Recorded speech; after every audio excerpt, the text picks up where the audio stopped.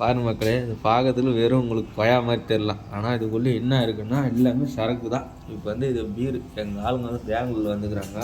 சரக்கு அடி காலையில் சரக்கு அடித்தா தான் வேலை செய்வாங்கன்னு இப்போ கொயா போட்டு பைப் போட்டு அனுப்பிச்சி வச்சுக்கிறோம். நெடி போகுது தண்ணிக்குன்னு எல்லாம் கலந்து இதில் ரெடியாகுது.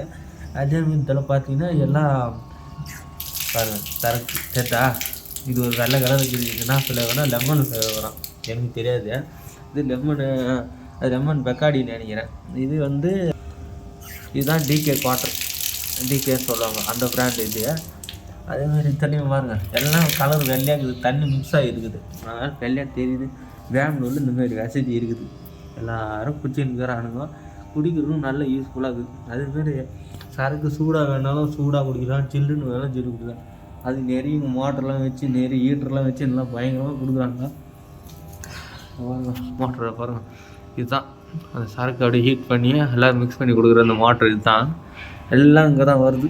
ஜம்முன்னு மக்களே, பெங்களூரில் குடிக்கிறதுக்கு கூட நிறைய வசதி இருக்குது.